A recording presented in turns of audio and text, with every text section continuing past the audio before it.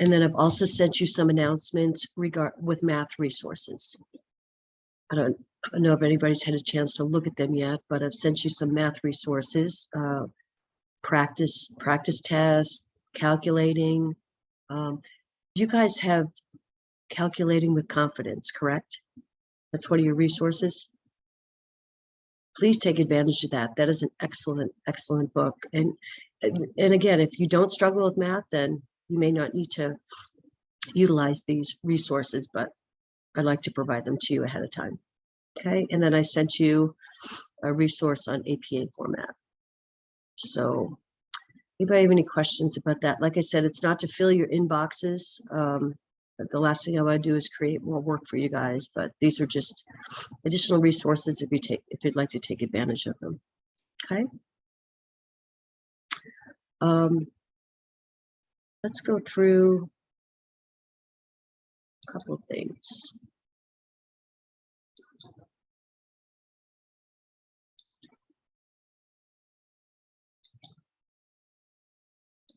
So this is the HESI prep assignment that I was referring to.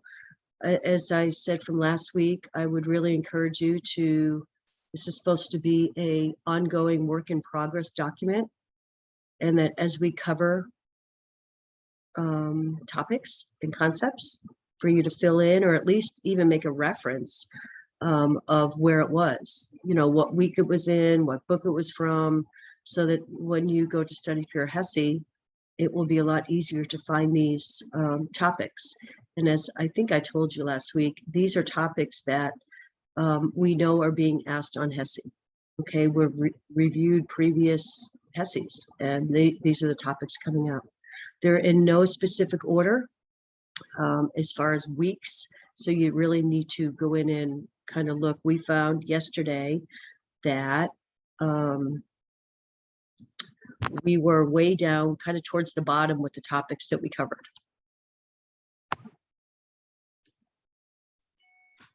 So I would suggest that you pull this out during class, or at least after class, and kind of even just put a check mark. We covered that, and it was in week 2. So those are my suggestions. So I just wanted to point that out to you. Try and use this as a working document. And then today we'll cover the week 2 notes. The week 2 notes is a summary of all the reading assignments and the concept sheets in your module. So you really still need to be doing this. I do have a quick update on the conversion guide. So I did find out yesterday that I need everybody to turn their cameras on, please. Thanks. I did find out yesterday that the conversion guide is supposed to be loaded into your module to go from, I believe, edition 4 in the Med-Surg book to 5. So I have put in a help desk ticket for that. In the meantime, we're going to have to wait for that conversion guide. And it's simply a conversion guide is the topics that we cover, and then it has 2 columns, a 4th edition and a 5th edition. And it just gives you the page numbers, the new page numbers of where the content is found. Okay, so I'm working on getting that. The fundamentals book is actually the correct book. Okay, so I know that the syllabus says DeWitt, and and the ebook you have loaded says Williams, and that's one in the same book. So the fundamentals book is the correct book. And you already do have the maternity pediatric book was never an issue. So the only thing I'm working on is your Med-Surg book. And I believe this week we only had 1 page from that book. Okay, so so let's go through the module.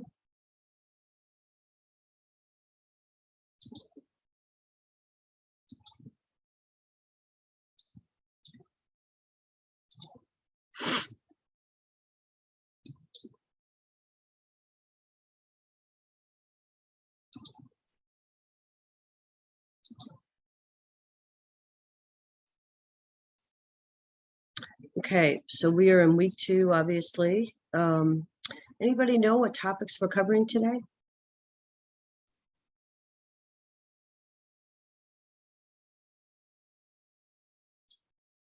Anybody previewed the notes to see what we're going to be doing?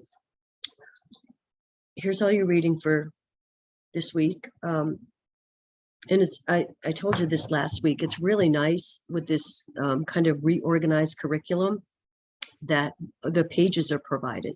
So you can go into the pediatric book and actually pull up specific pages. You don't have to read every chapter from start to finish.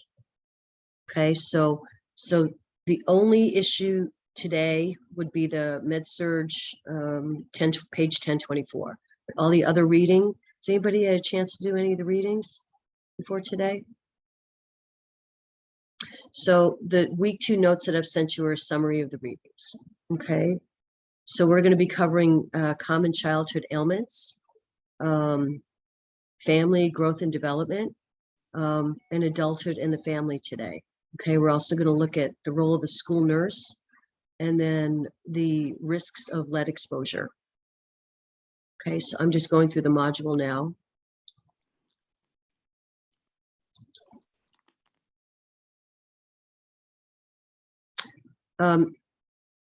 Okay, so I'll cover these 2 concept pages fairly quickly with regards to school nurse and lead exposure, and then we'll talk more extensively about that in your notes section. Okay, so what do you guys think? What do you guys think the role of the school nurse is?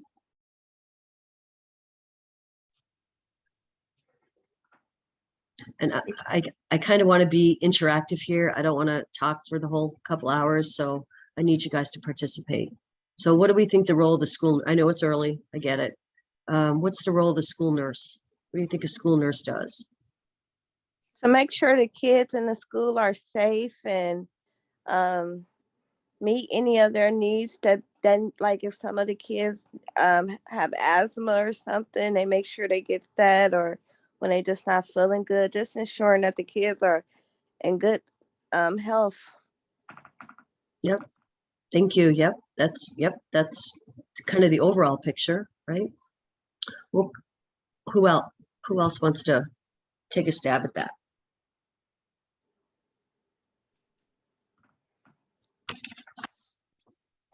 And I'm sure a lot of you guys have kids in school and you have clinics and you get calls from the nurse or the health tech. What kinds of roles do you think what kinds of tasks do you think a school nurse performs? She helps gives vaccinations to the students. Helps what? With vaccinations to the students. Yep. Anybody else? So the school nurse really plays a central role in the functioning of the school. I just finished school nursing for 20 years, and I can tell you that everybody pulls to the school nurse for advice, for guidelines, for reassurance, and especially during the last 2 years with COVID. Yeah, I quickly became, instead of a school nurse, I became a COVID nurse. Okay, so, and everybody looked to the school nurse for what to do. 40 years ago when I started nursing, or even back, I remember growing up, the the school nurse was somebody you went to that if you needed a hug, right? Or if you needed a Band-Aid, or if you needed an ice pack. Right now, I can tell you that, you know, last year before I retired, as far as my role as a school nurse, I was doing trach care, I was doing suctioning, I was doing medication administration, cathing the kids, G-tube feedings, diabetes care, insulin injections, seizure monitoring with emergency meds, EpiPens. So there's a lot that the school nurse does now. And if you're interested at all in learning about school nursing more than we cover in this class, we are under the scope of practice of the National Association of School Nurses. It's really a fabulous website if you want to go in and take a look at what nurses do in the schools, but we do a lot of education, lots and lots of education. Um, School nursing goes all the way from preschool up to high school. And so if you think of the different types of education kids are going to need at the preschool level, elementary level, well, let's go through those. What do we think the kids, what kind of education do we do with the smaller kids, primary kids? What do you think we do?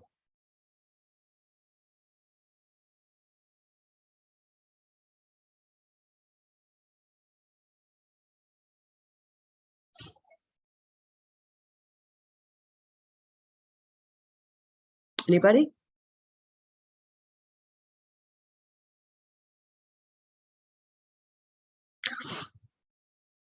With the younger kids,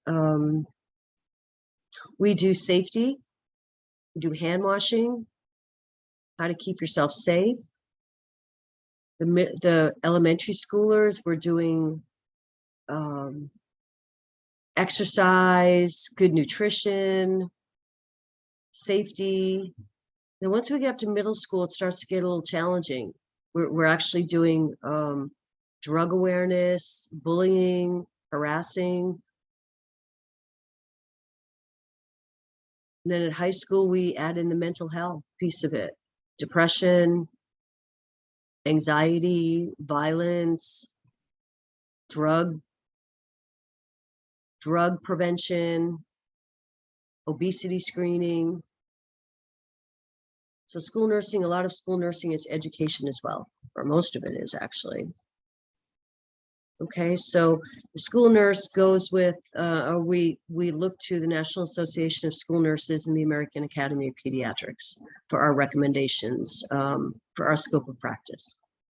Okay, the goal way back when was to reduce, for school nurses, was to reduce absenteeism.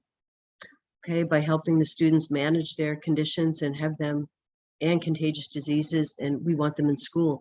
And that's a big role of the school nurse. The expectation is that we try and minimize absenteeism and we have these kids in school. What happens when kids miss school? They academically fall behind, right? So that the role of the school nurse is critical in the functioning, successful functioning of the school, right? We know 40% of school-age children. We're going to do this little short version of school nursing, and then we'll talk about it a little bit more when we get to the notes. 40% of school-age children have at least one chronic condition. One of the most common chronic conditions they have is asthma. Okay, not every kid will end up in school with an inhaler, but they may have a diagnosis of asthma that's under control. Okay. Chronic conditions such as asthma, a lot of kids have diabetes. We had a district of 90,000 students and we had 900 kids with type 1 diabetes. Seizure disorders are common in the schools. Allergies is a big one.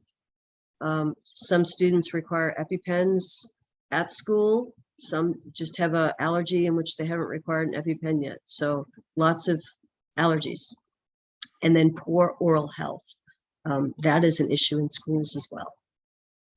Okay, for a lot of these kids, a school nurse is the only healthcare provider that they'll see, right? So a lot of families don't have insurance or underinsured. So the school nurse is the one who recognizes things going on and communicates with parents, right? So we play a big role in daily management, right, of their conditions, right?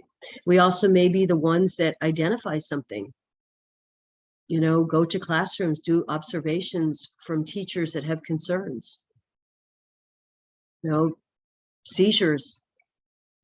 We're able to observe maybe a new onset of seizures. Okay. Then obviously allergies is a big one. You know, it's not guaranteed that a student who has a new allergy is going to manifest that at home, maybe during the school day. Okay, so school nurses help families in many, many ways, both during the day, bell to bell, but also outside. Okay. So research shows that students with chronic health conditions may miss school more often than others. And I found this to be true, especially with the asthma kids. Okay. Obviously inhalers are supposed to be used as rescue. And so I would have to direct many families to doctors that would help manage their asthma on a daily basis, meaning they would take daily medication for asthma before they even came to school. Okay, but asthma was a big one for absenteeism. Okay, a lot of districts, we had 3 of them. They're called student health centers. What do they call them in here? Student health clinics. In 3 of our high schools, we had what was called a student health center, which was available to all families in the district for low to free care. So parents didn't need a particular pediatrician to go to. They could go to one of these healthcare centers, and we located it right in the school so it would be easy access. That did well child visits, vaccinations, flu shots, well child visits. I already said that, but and these are turning out to be very popular and utilized by families in the district. So we try and go in staffed by school nurses, you know, under the auspices of a nurse practitioner. Okay, we help families get insurance. Okay, school nurse can help the families get access to health insurance, help them coordinate care, communicating between the family and the health providers, always calling the doctors. They're always calling the doctors, trying to clarify diabetic orders or seizure orders or medication orders, or just talking about new conditions. Okay, so the benefits of school nursing go way beyond bell to bell. Okay, school nurses have become an integral part of the team, which is really great to see. And our job, our role was definitely escalated in a very positive way over the last couple of years with the pandemic. School nurses were extremely involved in the management of COVID. Whether schools stay closed or could reopen. School nurses not only make a big difference for student health and academic achievement, but they can also save money. Research shows that for every $1 spent on school nursing, society saves $2.20. Right? These savings come from preventing costly emergency room visits and parents missing time at home with sick kids, or missing time at work with sick kids. Okay, we can try and excuse me. During the school day, we can identify issues that are going on, call the parent, and try and get things sorted out before they end up at urgent care in the emergency room later on that day.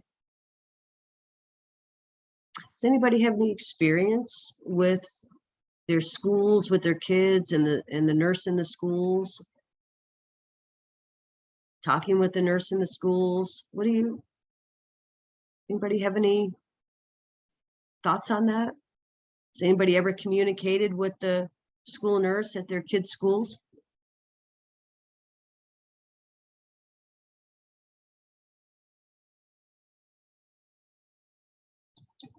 I can't do this by myself, guys. I need participation. Okay, I'm asking a question, so I'm hoping that you participate. So does anybody know anything about school nursing? Anybody talk to a school nurse?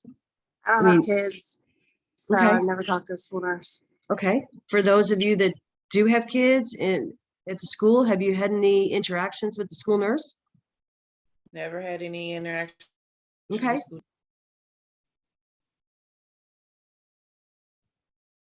I would go there the same time every day to try and get sent home because I was sick. And that's something we're going to discuss. It's in the summary is school nurse needs to be on her toes. I had an example right before I retired. of in middle school, this girl coming to the clinic every single day at 10:30. Every single day she came at 10:30. First couple of days, okay, whatever. But third or fourth day, you have to start asking questions. What's really going on? Why are you here at 10:30 every day? So started my investigative mode and realized that she didn't want to go to fifth period because she was being bullied and she was being harassed, and it was easier for her to come to the clinic. Took me a couple of days to figure it out, but after talking to the fourth period teacher, she said, no, everything's fine. She does great. And then the fifth period teacher was like, yeah, something's going on. So as a school nurse, those are the things that you have to be able to dig into and ask more questions. It turned out to be a pretty severe case of bullying and harassment, but she was petrified to go to her fifth period. And so then that had to be dealt with. But those are the things that you pick up on, you assess, if something doesn't seem right, it probably isn't right. Right? You can only have a stomach ache so many days in a row. Right? So anyway, it was actually a really kind of a sad case. There was lots of other things that were going on that we didn't know about. And I'm glad that we figured out what was going on, because it led to figuring out why there was poor academic performance across the board. So, but that's our job. That's our job to be able to get in there and really figure out what's going on. Okay. So anyway, we'll talk a little bit more about school nursing in a bit. Okay. And then of course, school nurses, we provided school health service, we provide in person, and we did it remotely. We did it remotely for the last couple of years. It was crazy, having Zoom meetings with parents. So, but we did it. Pardon me. The other thing we are involved with, we're part of the special ed team at schools, where we help identify kids that may need additional services, such as physical therapy, occupational therapy, speech therapy. Okay, so part of this special ed assessment and accommodations has to include the nurse, because you have to do the health histories, find out what's going on. Did we go all the way back to birth when we're trying to qualify kids for special ed? We do a complete health history. Did they meet developmental milestones when they were younger? Is there any kind of health history, hospitalizations? Do they have issues with vision and hearing, issues with toileting, issues with issues with musculoskeletal issues? We just go through all those. We go through a complete health history. Okay, so that's part of our routine of what we do to support the teams at the schools. Okay, a little bit about this is COVID, which I talked about, that I became a full-time COVID nurse, right? It was crazy. So we also do a lot of educating with the students, but we also do a lot of educating with the staff and parents. Okay, a lot of times we're the health resource for the parents. When we call them about a specific issue, we become their guidance. Well, what should I do? What do you think I should do? Should I go to the doctor? Should I not go to the doctor? Lots of time communicating with parents. Right. And then we also participate in after hours things, vaccination clinics, flu shot clinics. We're out in the community helping out. There's some really good websites if you want to look a little bit more into school nursing or school health services from the CDC, and they're listed right here. Okay, and there's some good references as well related to school nursing. And then to skip ahead, we'll go to lead exposure.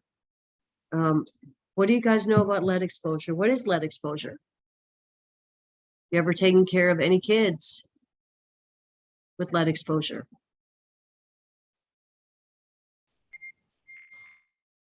I know it can be in pain.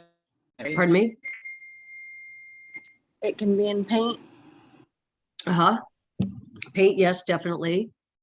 That's one source. I had lead poisoning when I was a kid Oh, okay. for Yeah. eating. I think it was eating paint chips or something like Yeah, that. yeah. Yep. Lead exposure is a big problem with kids, all right? And harmful effects of lead exposure really can be prevented, right? We have to try and do our best to keep the kids from coming in contact with lead, okay? So lead can be found in paint, as we talked about, but also soil, air, and water.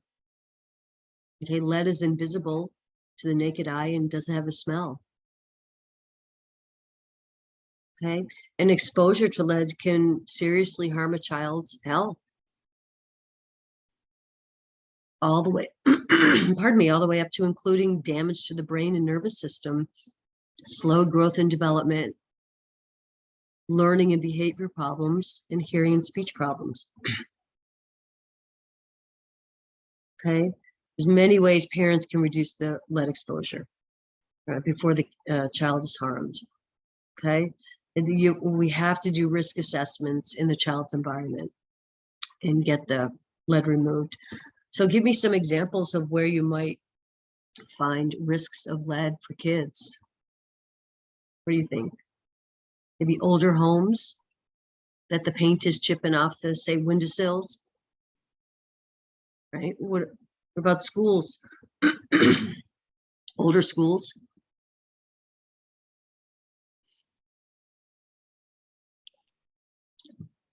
Maybe dirty water? Different like nail polishes and stuff like that. Yeah, it's really a problem. So here's some common ways that children come in contact with lead. So young children can be indirectly exposed to lead when they put objects containing lead dust, like toys, in their mouth. Kids are always putting stuff in their mouth, right? Toys, trinkets, or they put their fingers in their mouth, right? That's part of their normal development, right? So as we said, kids can be exposed. The most common is through paint chips and dust from the lead paint, right? In buildings and homes that may have landed on windowsills, floor, all over their toys.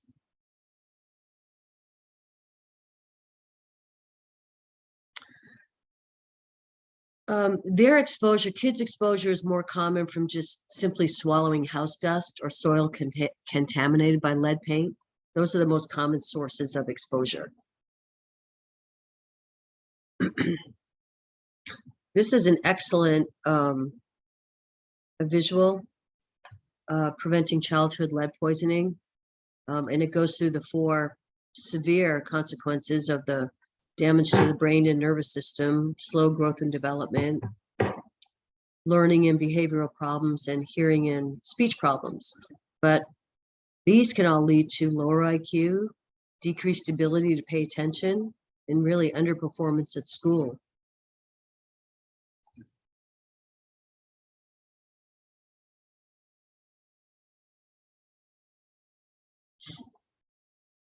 So lead paint or dust are not the only ways lead exposure can occur in kids. Other sources include dust from the soil, drinking water, traditional medicines and cosmetics, like Daria said, candy wrappers, right? And then consumer products, toys, jewelry, antiques, collectible items, and then pottery, lead-based pottery. So you really never, I mean, you just never think about it like this. You just assume that it's all been cleaned up in the schools and the homes, but it hasn't. Okay. Or we're working towards that, and the testing in the schools is much better, and the building, what am I trying to say? The guidelines for building new homes have really dealt with all of this. Okay. And adults who encounter lead from their hobbies, right? Say pottery. You know, they can expose the family by wearing the clothes into the home or putting them in the same washing machine, right? You got to be careful with that. And then here's a list of some hobby activities that can expose adults to lead. Using an indoor firing range, home repairs, remodeling a home, pottery, scrap metal, battery recycling, and stained glass window fabrication. Sometimes you don't even think about that. And then this is a nice, this is a good article from the CDC about preventing lead exposure for kids. If you want to take a look at that, really a good informative article. And then this is pretty cool, a lead exposure toolkit.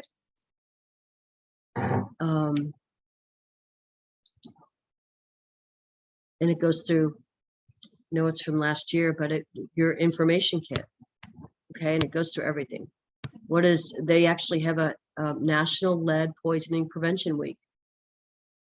So this document has a lot of what is it, how to prevent it.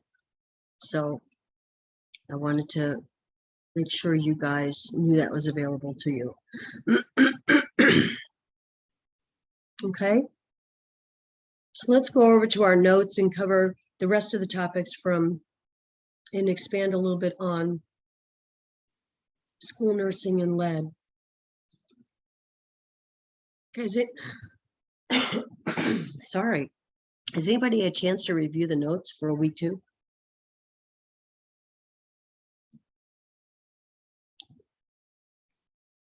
Okay. No, not yet. Okay, so all this information is new to you guys for today. So back to school nursing. We've probably covered a lot of this, but I want to go through it. All the different roles that a school nurse may play. We talked about direct caregiving, providing trach care, cathing, insulin injections, seizure monitoring, EpiPens. Okay, so we're a direct caregiver, right? For just routine visits to the clinic, medication administration, right? And then we're also the health educator, right? We do histories on growth and development, puberty, substance abuse prevention, hygiene, illness prevention, diet, exercise, obesity prevention.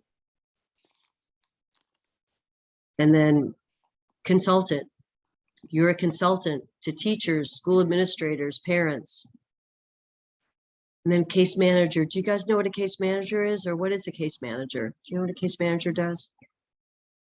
I'm sure you've worked with case managers before in your areas of employment, have you not? And do you know what they do? They work a lot with the families. Do you know what their role is? Their role as a case manager is a coordinator. It's kind of a coordinator of care. We'll talk about that later in the term, but case manager,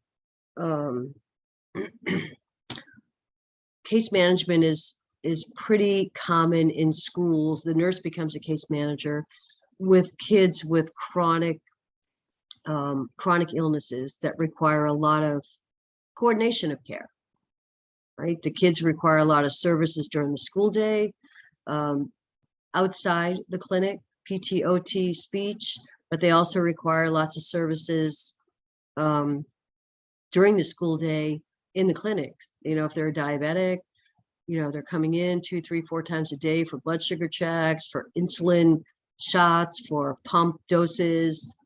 Okay, so the nurse is typically the one who manages all that. Okay. And then another hat we wear is community outreach, participating in health fairs, immunization clinics, vaccination clinics, flu shot clinics, right? A lot of us volunteer outside the schools in our communities to provide education and programs to schools. So let's talk about prevention in the school. Let's talk about primary, secondary, and tertiary. We have to understand that. All the exams cover primary, secondary, and tertiary. So we have to have a good understanding of that. So what is primary? What are primary interventions geared towards?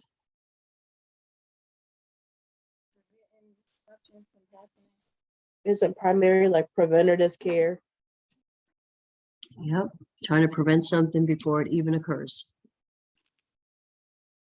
So what would be some examples of primary prevention from the school nurse?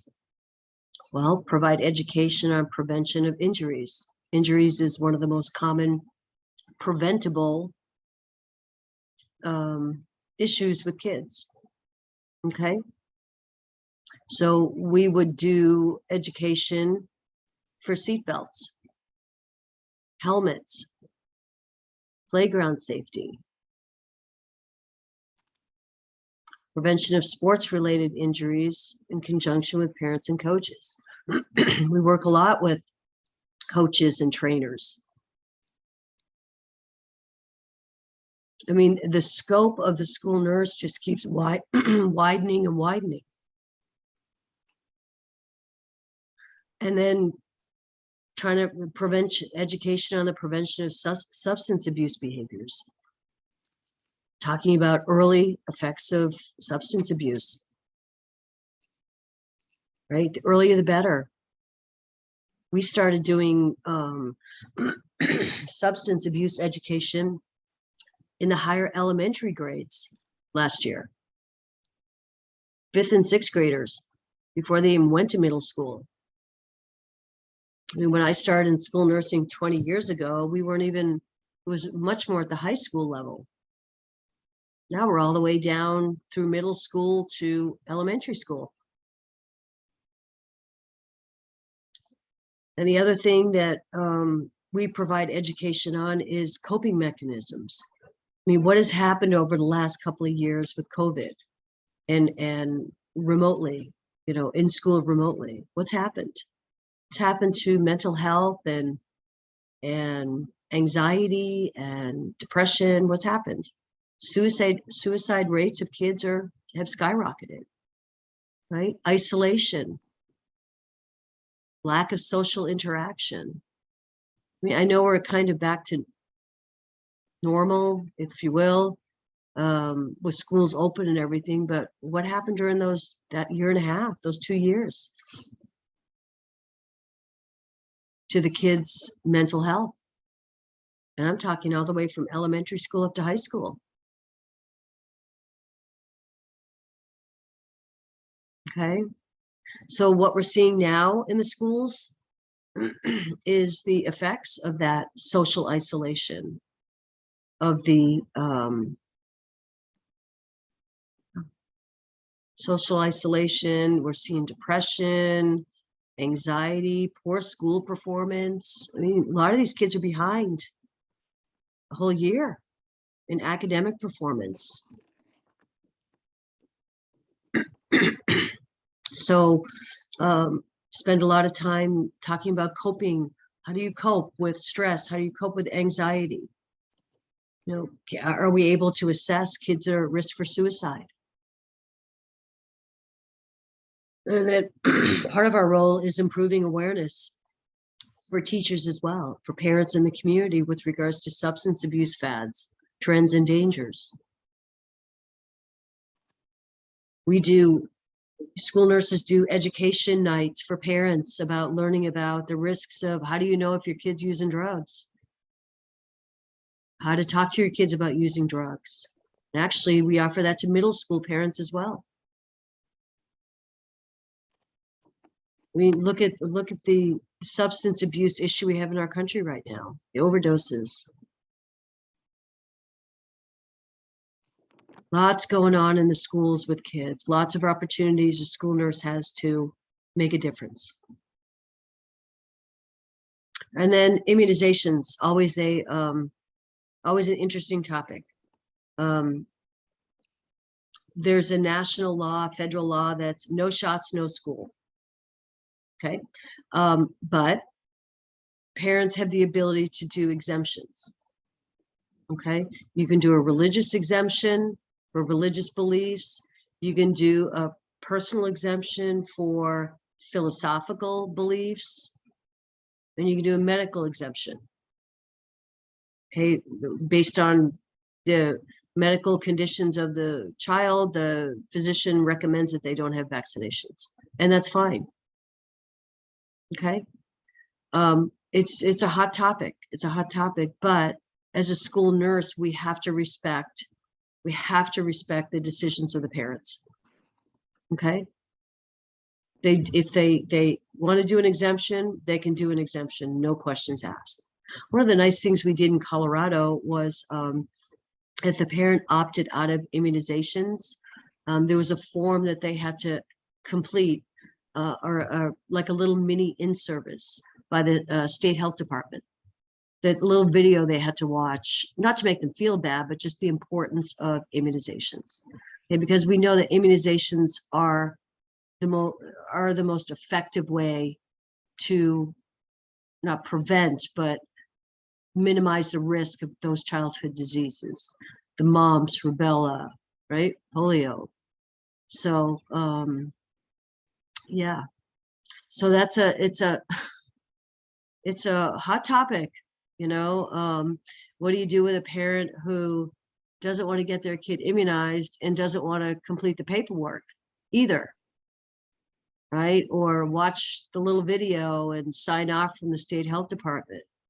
You know, those are the kids at the very end of the day end up having to be excluded.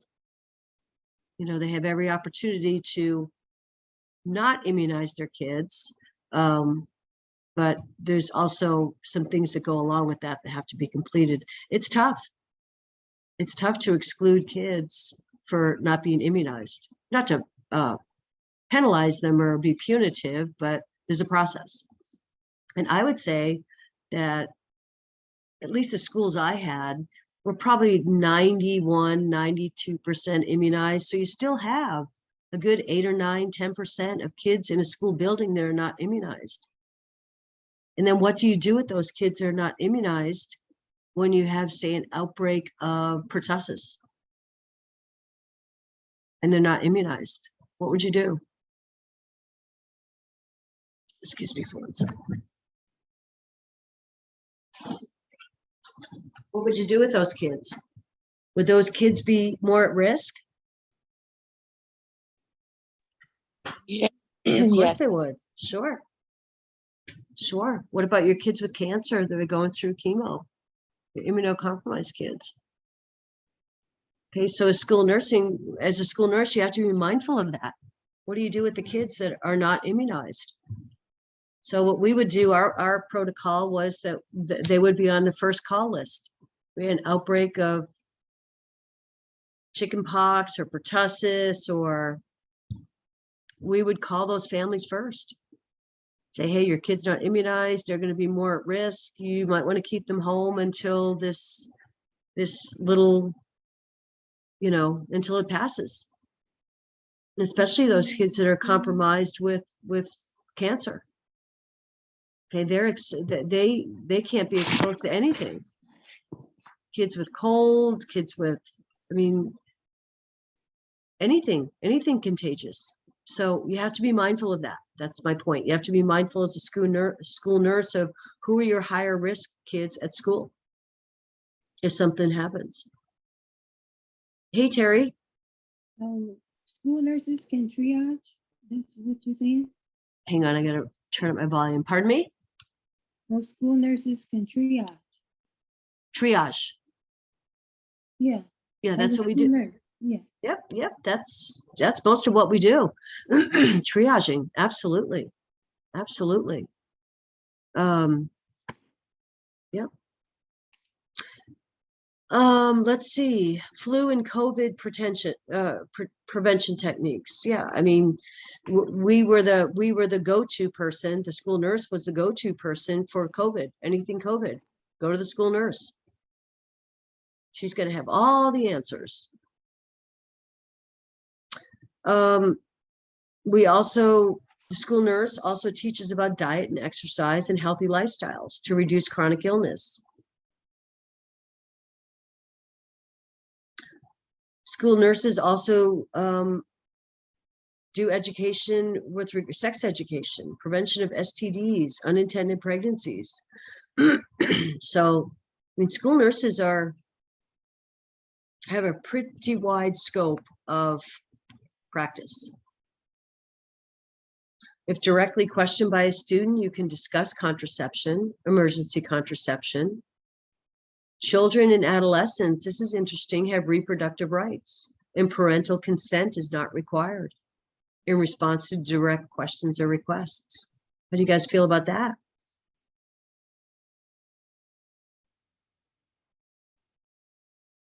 I'd like to hear a discussion. Let's discuss that. How do you guys feel about that? If they feel comfortable not talking to. Pardon me? If they don't feel comfortable about talking about sex with the parent, then, you know, they're right, long as they get in like the proper education about it. Yeah. Anybody else?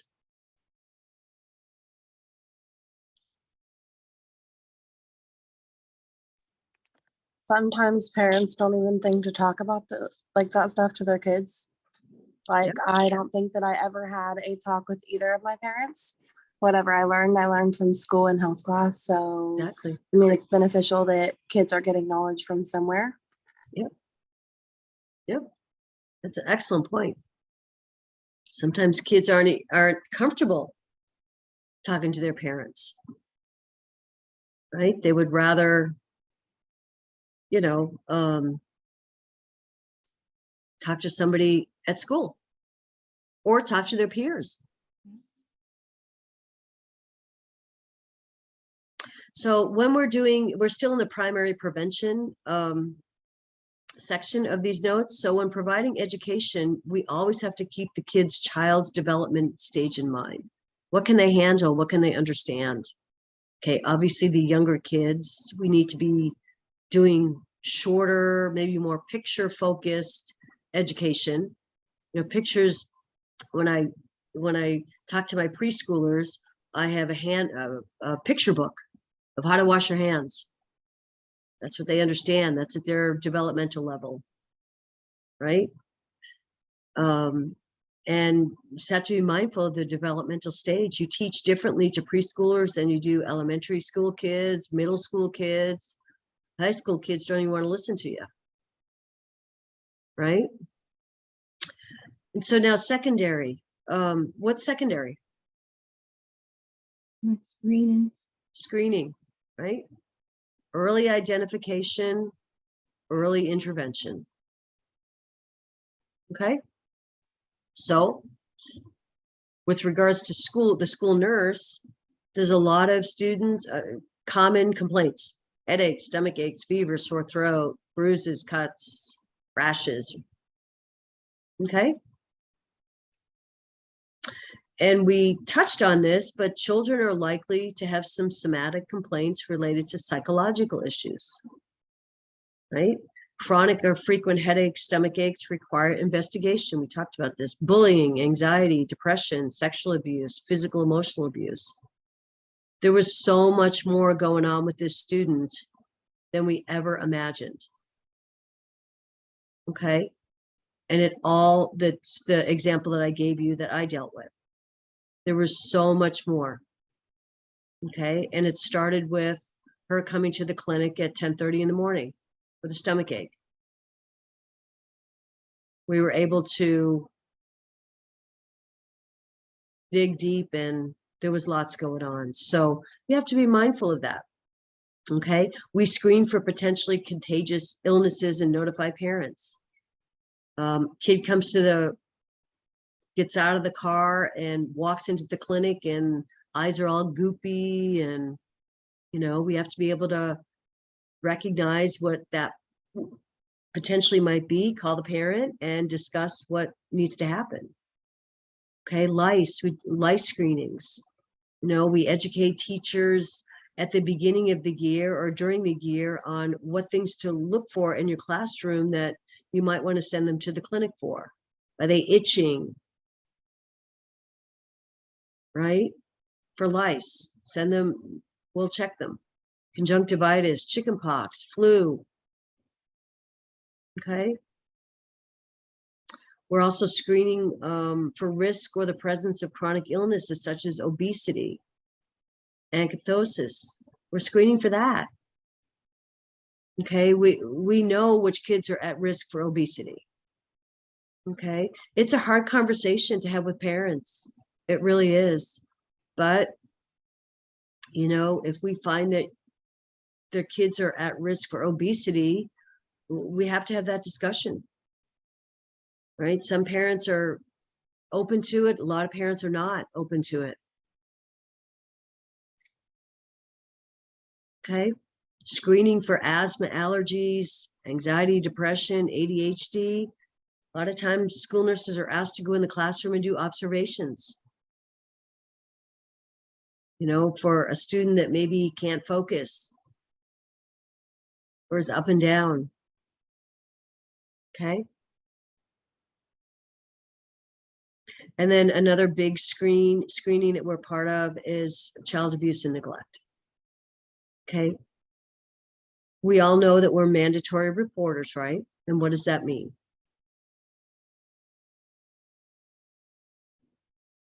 Got to report if any abuse being going on. Report And to with that, is that just in your work setting? Say that again? What? What'd you say? No, it's everywhere, Yeah. right? We are required to report any signs of abuse or neglect anywhere, whether even if it's the grocery store or your neighbor. Okay. Nurses are mandatory reporters of child abuse. Okay, we'll talk about that more when we get into violence and abuse in the future weeks, right? So we definitely know that the presence of abuse, neglect greatly increase the future risk for mental health issues, suicide, substance abuse, unintended pregnancies, unsafe sex, STDs. Okay, and what happened during COVID?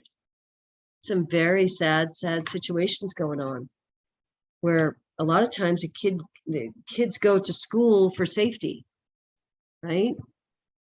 And they may be victims of child abuse, right? And we kept them home in those situations for 1.5 years, 2 years. Right? Maybe their parents were in a domestic situation.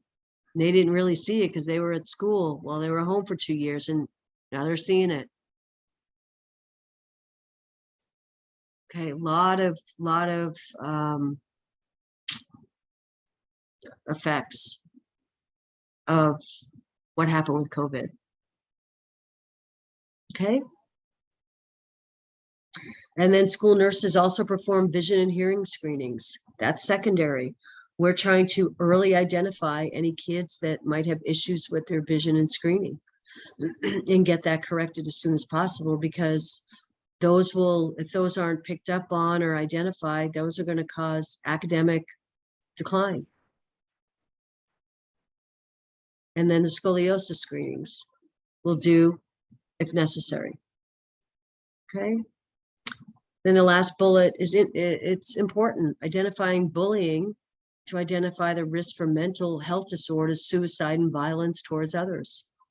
Bullying is at the center of most school violence, either at home or school. Screening for these behaviors and intervening early can help prevent violence toward self and others. And then kids need mental health services as early as possible when they're facing adversity, right? Those mental health services, maybe we can help them improve communication, improve coping mechanisms, improving their emotional and mental health development, right? To prevent long-term consequences. Have to try and get at it early. And I can tell you from my experience in school nursing, mental health issues are now surfacing at the the kindergartners. It's not high schoolers anymore that we have to worry about. It's these younger kids as well. Okay, and then so that's all about screening. And then what's tertiary prevention? I'd like for everybody to participate, except besides Terry. I really would appreciate it if you guys would jump in and shoulder the load for Terry, please. What's tertiary? Treating and managing an existing condition. So what are some examples of tertiary prevention as a school nurse? Well, first, we're medication administration, right? We are giving them medication for an existing condition, right? And then we go back to the case manager role, where we're participating in, well, does anybody know what an IEP is? An individualized education plan. Okay, those are for your special education kids. Federally, it's mandated that any children with special needs or in need of additional services requires an individualized education plan. Okay, so they are receiving services for some kind of a diagnosis. So they already have an existing condition. Okay, so the school nurse participates in that team. Okay, so we talked about this, but coordinating occupational, physical, speech therapy. We need to evaluate what kind of accommodations they may need in the classroom or what they need during the school day. Do they need an adult observer with them all day? Do they need special seating in the cafeteria? Do they need special seating in the classroom? Okay, because our goal is that we must accommodate a child with a chronic condition. We have to find a way to do it. Okay, that's a non-negotiable. We have to find a way to do it. Okay, and then tertiary, again, we talked about education with the parents, working with them if the kids have chronic conditions, asthma, diabetes, allergies, seizures. That's tertiary. They already have an existing condition. Okay, lots of teaching and education and listening to parents. Okay, a lot of times you're their go-to person. You, the school nurse, are their go-to person for support, for their anxieties about maybe a new diagnosis. Then there's a statement in here that says children are at higher risk of type 2 diabetes than they have ever been. Why do we think that is? Why is that? Technology. Okay. What's going on that they would be at higher risk for type 2? What is kind of a national pandemic? What? Their eating habits and what we're Exactly. eating nowadays. Exactly. Obesity. Obesity is one of the most common problems right now with kids. So then you have much higher group. 20 years ago when I started in school nursing, type 2 diabetes was a diagnosis, but you just didn't see it a lot. Now,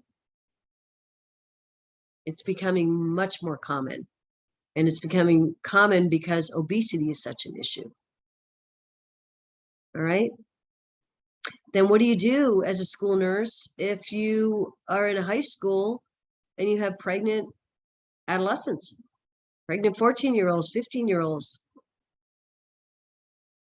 What do? They're one of your students. You're responsible for helping them get through the school day and helping them.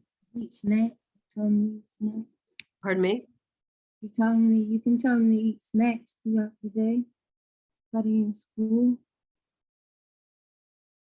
Say that again, Terry. I'm not understanding you. I'm sorry. You're gonna tell them to eat snacks throughout the day while they in school and make sure they take their prenatal vitamin.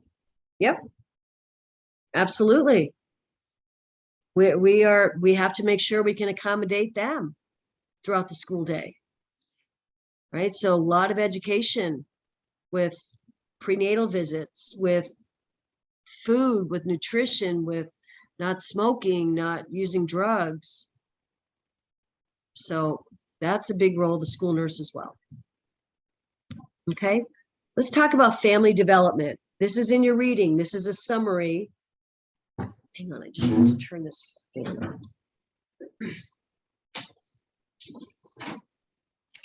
on. Family development is in your readings of chapter 11 and 12. Okay, so this is a summary of it. Okay, what's our definition of a family? Okay, so we're switching gears here. What's a definition of a family? Does it have a definition?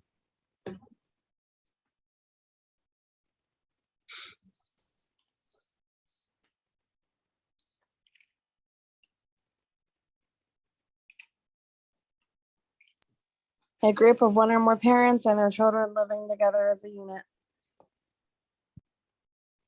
Okay. Family is whatever they say it is, right? Family is the people who provide physical, emotional, and financial support. Non-traditional families are the norm now. So whatever they say the family is, that's the family. Okay. So what are some functions or indicators of a healthy functioning family? Okay, they're right here listed for you. Okay, there's five functions of a family. Okay, financial. And these five functions will determine whether the family is healthy, functional, let's see, healthy versus non-healthy, functional versus non-functional. Those are all interchangeable words. Okay, so five functions: financial. Are they planning for the future? Are they making good financial decisions? Can they provide housing and insurance? Okay, health, right? Teaching healthy behaviors, teaching health maintenance, providing informal caregiving. So what is the health of that? What is the health of the family? Okay, reproductive, socialization. Okay, raising children to fit into society, to become productive, responsible, well-adjusted adults. Passing on spiritual, religious, cultural beliefs. These examples are giving with these five are indicate a healthy family. Okay, so the opposite would be true. So under financial, not planning for the future, not making good financial decisions, not providing housing and insurance, right? Socialization, not raising children to fit into society. Make sense? So it's the opposite. But these are your five functions of every family, and every family functions differently with all five of these. And the last one was affective, the affective function. Creating a sense of identity and belonging through affection, love, time together, bonding. Okay, so a healthy family unit does things together. They function as one unit. Okay, so keep these in mind.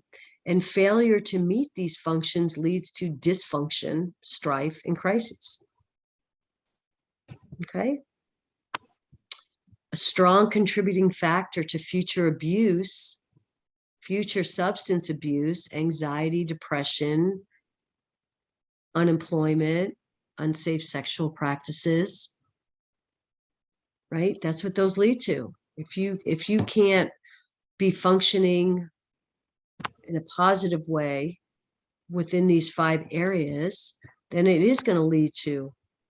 may lead to higher risk for those kinds of things: substance abuse, anxiety, depression. Okay. In families, problems can problems can be predicted via the family life cycle theory. Okay, this theory, so we need to know about that. What is the family life cycle theory? And don't just use these notes to study. Pardon me, like I said, these notes are a summary. They're a summary of your readings. Okay, so what is the family life cycle theory? It evaluates developmental stages of kids and the response by parents. In development, failure to achieve your developmental milestones, as I like to call them, really slows down moving to the next level. Okay? Kids don't develop in a vacuum. They develop in direct relation to a parental response to the changes they undergo. Okay? And you guys aren't using the community book, so you can, I need to take that out. So let's look at table 18.1. What's the traditional family life cycle stages in developmental tasks? Okay, so first you have your married couple, which can be a makeup of whatever you choose, right? Establishing relationships as a family unit. What are your roles? Who's the mom? Who's the dad? Who's the parent? Who's the guardian? Who's the kids, siblings, all right? Determining family routines and rituals. And then you have childbearing families with infants. What's happening, right? You're trying to adjust to pregnancy and the birth of a baby, learn new roles as a mother and father, maintain couple time, intimacy, and relationship as a unit. Then we go into families with preschool children. What does growth and development look like that? What does the functioning look like then? Okay, understanding growth and development, being able to identify, are they meeting their milestones? Are they walking? Are they crawling? Are they sitting up? Are they talking? Based on growth and development recommendations. Okay. And then families with school-age children and on, you can read this. Families of school-age children, what's happening during that time? Okay. Families with adolescents. Okay.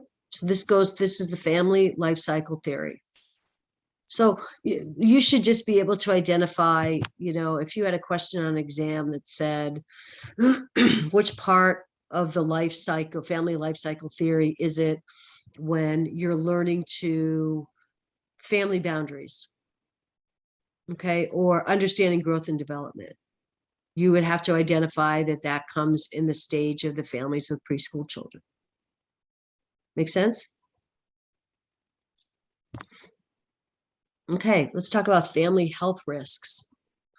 There are many. And remember, in community is much different than obviously your hospital setting. Okay, you're not typically looking at the whole family as your client. In the hospital setting, you have your patient assignment, or in your work environment, you have your patient assignment. Okay, and you're taking care of patients as in individual patients are your client. Well, in the community, a lot of assessment is done around the family as a unit. Remember, in community nursing, the client, or public health nursing, the individual can be your client. The whole family as a unit can be your client.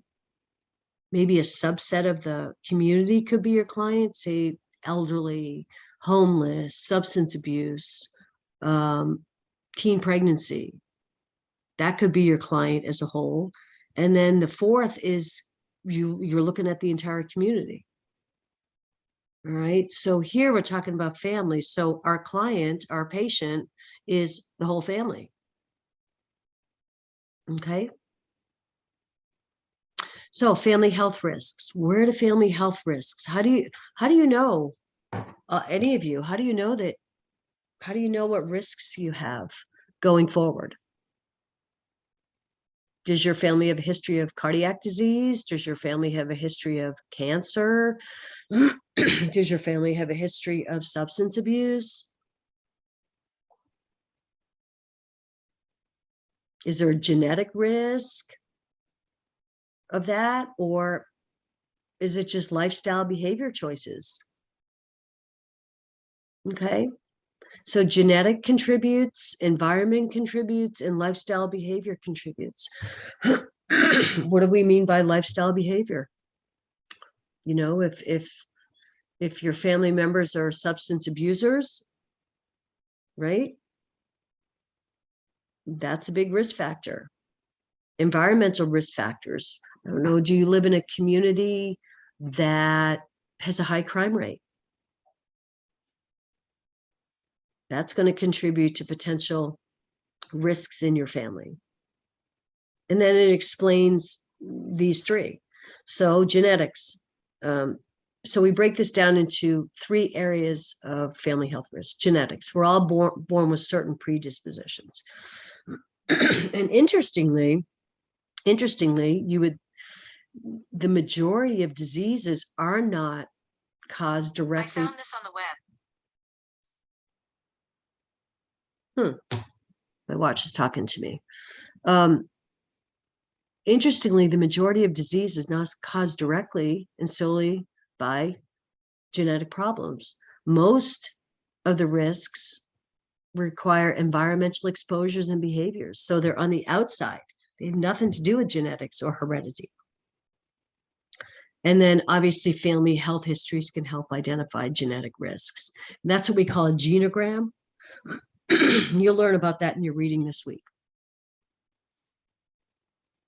A genogram is a family health history where you go back like 3 generations.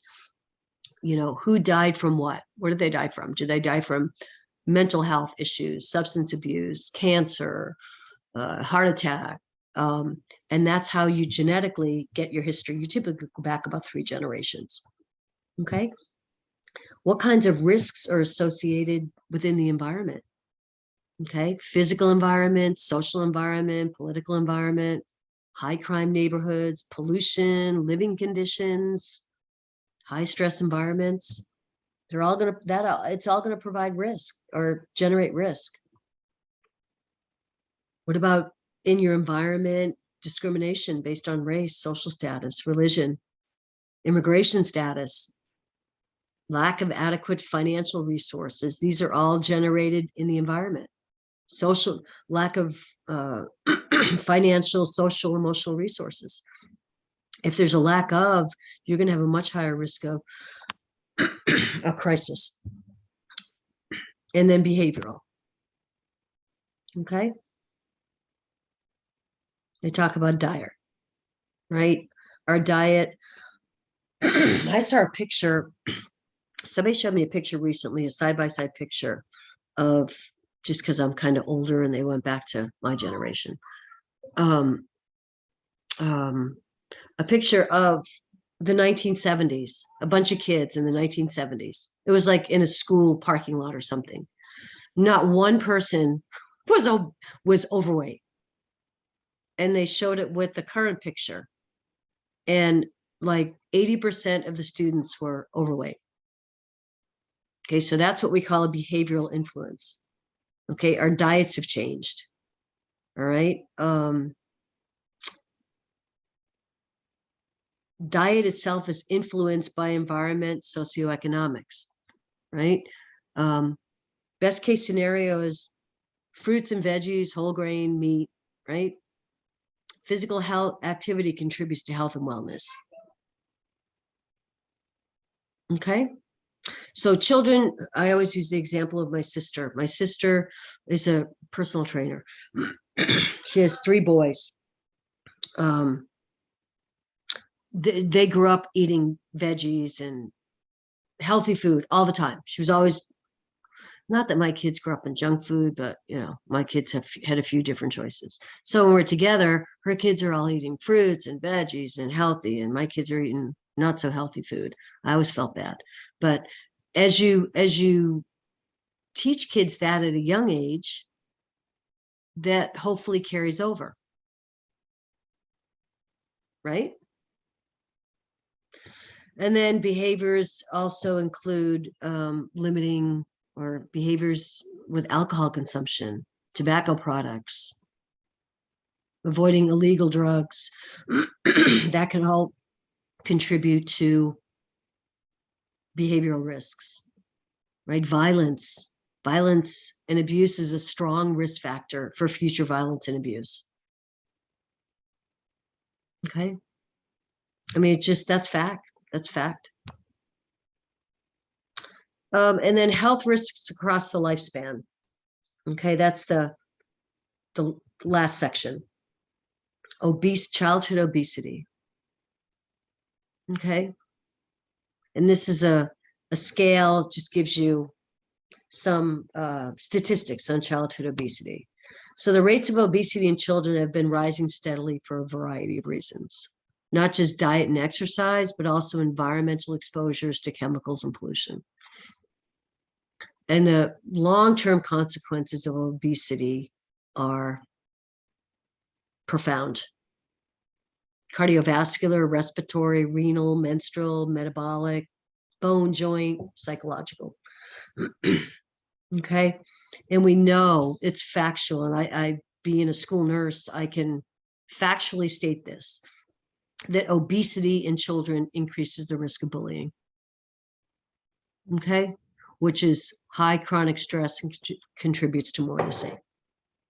We briefly talked about this. Children can have type 2 diabetes at rates, they're rising. Rates are higher in ethnic minorities, including Hispanic, African American, and American Indian. Consider the contribution of socioeconomics in the environment. Okay, and ketosis is a sign of type 2 diabetes, especially in ethnic minorities. What is it? Dark patches in the skin folds that do not itch and burn. Okay. And then more risks, injuries and accidents are common causes of preventable injuries in kids. Fires, falls, drowning, suffocation. The list is here. And then another big risk is exposure to secondhand smoke. Let's talk about that for a minute. You're going into a home and you're doing a family assessment, and it is a smoking home. What are you going to do? What's your plan? You could provide them with education. Education for? On how it can hurt anybody, children, adults. Yep. The risks. Secondhand worse than firsthand. Yep. And the other thing you're going to do is you're going to try and provide them resources to quit smoking. Right? Maybe classes, smoking cessation, obviously with the long-term goal that is to have a smoke-free house. What if a parent says to you, don't worry, I vape now, so no worries, problem solved. Is that good or bad? Bad. What? It's bad. Right, why? Still smoke. Right. What if they say, I don't smoke inside anymore, I go outside?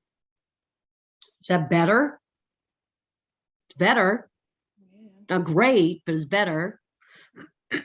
What if they say, I smoke 1 pack of cigarettes now instead of 3? I guess better, Yeah. but you need to be working towards goals of a smoke-free environment. Okay. So we know that exposure to secondhand smoke causes many issues, right? For infants, increased risk of SIDS when a mother smokes during pregnancy. That's known. That's a known fact, right? It also increases the risk of ear infections, respiratory infections, asthma attacks, and obviously long-term with cancer, lung cancer, right? So parents need education on effects of cigarette smoke on children, but they also need resources, right?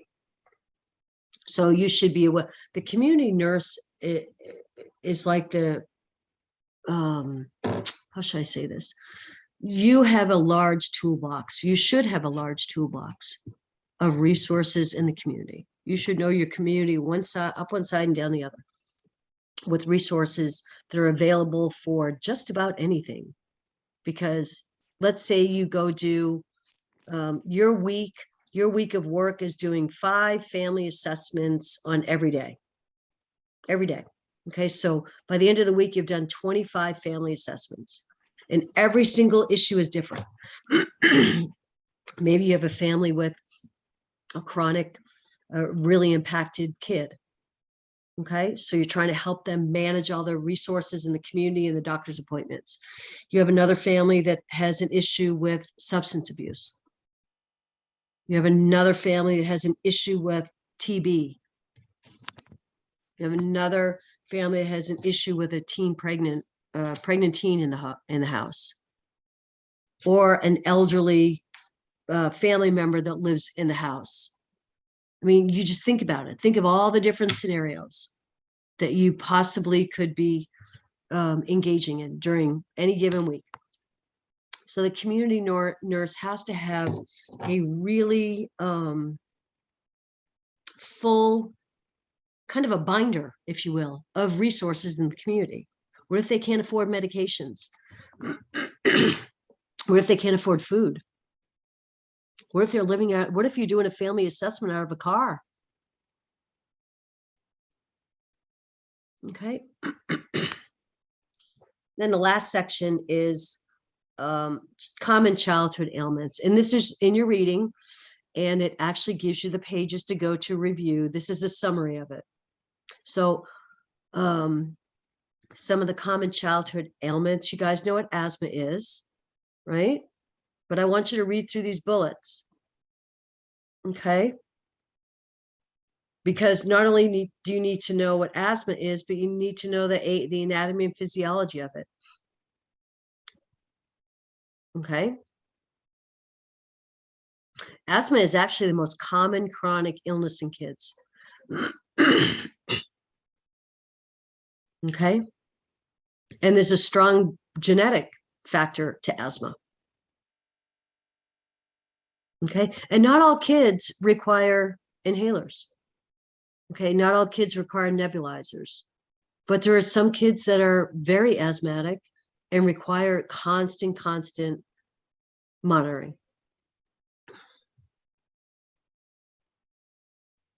And what triggers asthma?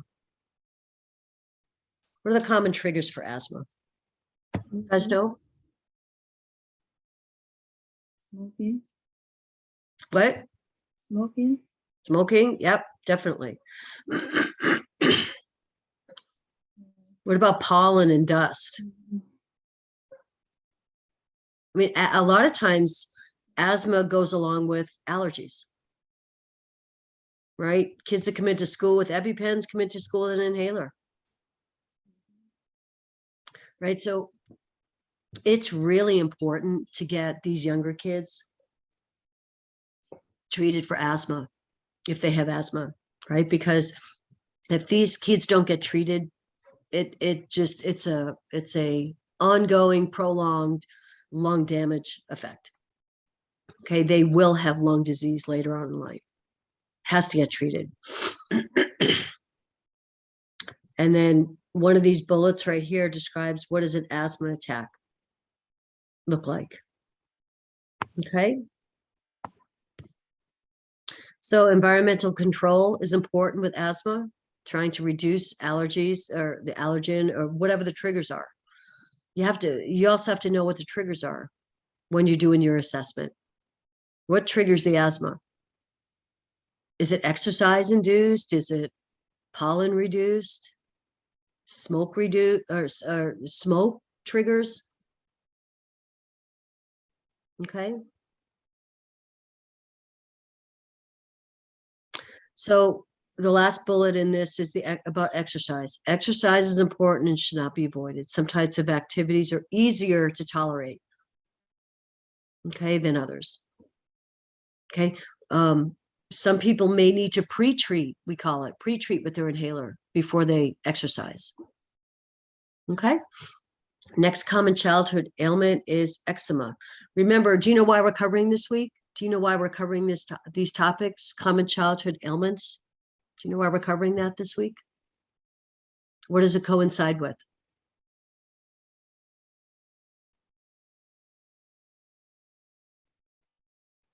Come on. With the school nursing. It coincides with your discussion question this week. Anybody know what their discussion question is? That's due tomorrow. The initial response is due tomorrow night. We had to pick 3 common. Yep. So you're having to pick 3 common childhood ailments. The list for you is in your module, right? And you can use this. You use your notes, right? I'm not saying copy and paste it, but this is a good start for picking 3 common ailments. This is your discussion question this week. What are the signs and symptoms of it? And it asks you to put together a little education plan for parents for each one you choose. Okay. So that's why we're covering that this week. Okay. Next topic is eczema. Very, very, very common. But a lot of times you don't know what it is. There's a gazillion types of rashes. Right? So it becomes pretty challenging, especially in the schools, because you need to make sure whatever dermatological issue they have going on is not contagious, right? But eczema is really common, and they really do need to get seen to figure out what this is. Okay? It can be associated, your eczema can be associated with asthma and allergies. Okay? And it basically is an immune reaction causing vasodilation and erythema with skin changes, right? What is eczema? Skin cells break down and change, leading to patchy skin. Okay. A lot of times allergy testing may be done, since a lot of times eczema is associated with allergies. How do you relieve eczema? Here's some common treatments right here. Okay. Next is diabetes. What is diabetes? You can go through and read this. Okay. Especially diabetes in kids. I mean, you're not born with diabetes. You develop it at some point. Okay. I have kids as young as 2 that are diagnosed with diabetes all the way up to high school. Okay. But please read about this. Read about diabetes. Conjunctivitis. What do you do for conjunctivitis? Okay, and what is it? It can be viral, bacterial. Do you guys know about these common? Have you looked at these or talked about these or studied these within peds in your peds classes yet? Okay, well, you'll have a head start on all this. What's the other common word for conjunctivitis? Pink eye. Yeah, pink eye. Okay, and it spreads like wildfire. Okay, you gotta make sure these kids are treated with their eye drops or ointment or whatever they're using. Good hand washing. Try to avoid touching your eye, even though it's super itchy. Okay. And then scabies. Not a fun topic, but a common childhood ailment. What is it? Okay.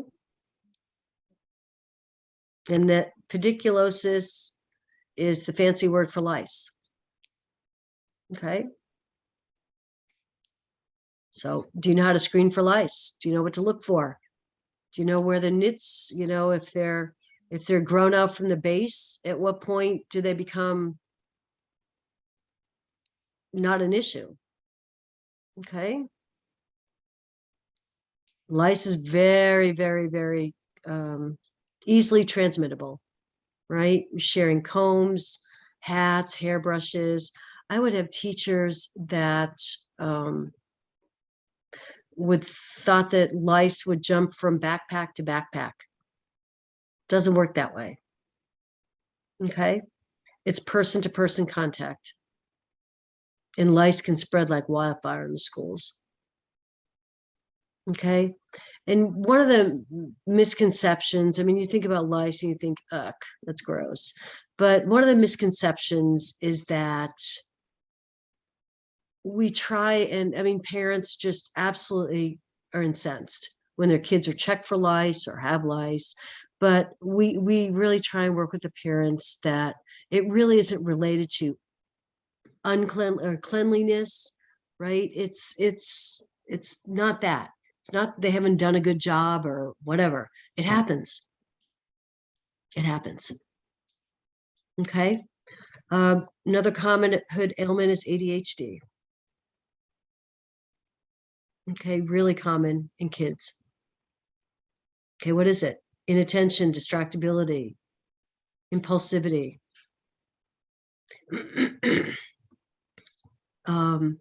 Certainly is attributed to underperformance at school, right? Not so much, not related specifically to a learning disability, but just the inattention, the inability to focus. How do you treat it? It depends what you and your physician decide.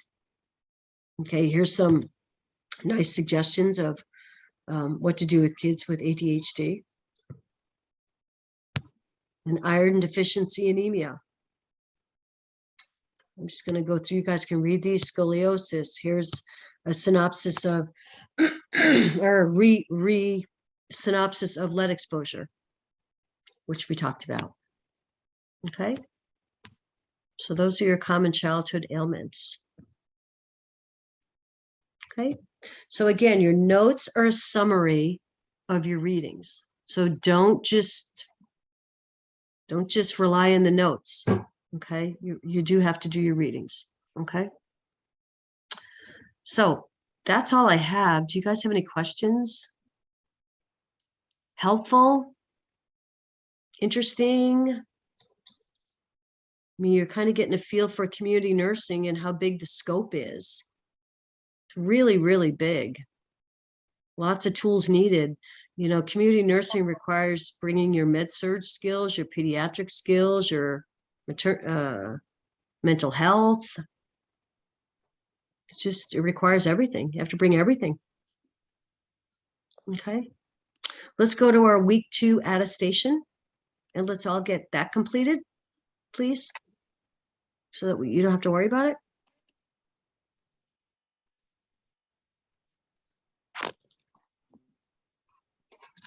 And remember this week you have a quiz, right? So your quiz is gonna, it was yesterday when I had my first class, your students said, oh, we don't have a quiz. We don't see a quiz. We don't see a quiz. Well, I hadn't turned them on yet. So I hadn't published them yet. So I apologize. So I'm back yesterday after class. So it should all be there. Can you all see your quiz? No? Okay, good. Yes. Okay, good. Good, good. Ashley, you're not driving, are you? No, I'm sitting in the school parking lot. All right. So just put in, what's today's date? What's today's date? The 19th? 19th and Professor Marvel. That's all we need to do. And you might, I'm going to give you guys about 20 minutes of the gift of time. So maybe you could go in and do your quiz.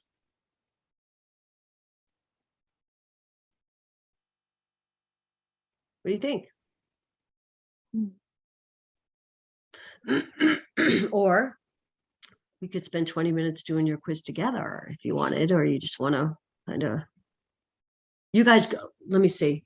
You guys are going right to another class after this. Yes. So no. You could spend a few minutes doing your quiz if you wanted, or you could get prepared to go to your next class. I'm not going to back you right up and be done right up to your next class. I want to give you guys some time to get going. Okay. When is our first exam? Week 4. Okay. More info to come next week. Okay. Sounds good. All right. How was it? Did you like all the new information? Is it interesting? What do you think? Big Yeah, it was scope, really interesting. big scope of practice in community. I think community nurses It's a rock. lot. It's It more is a than I lot. expected. Pardon me? It's more than what I Totally. expected. Totally. Well, think about it. When you're driving around your own community, I mean, how does your community function? Somebody has to be taking care of, somebody has to be looking at what health risks there are in your community, and somebody has to be taking care of ill clients in your community. I mean, yeah, that's why I said last week, just sit back and enjoy this class. Okay. It's different from your other classes. It doesn't have a clinical, it doesn't have a lab, doesn't have a sim. It just doesn't. Just enjoy learning, being out in the community. It kind of gets you out of that hospital setting, that clinical setting. So anyway, all right, well, that's all I have. Everybody submit your attestation. We'll call it good, and then have a good rest of the week, and reach out if you need absolutely anything. Okay, anything, reach out, and I'll get this conversion guide sorted out.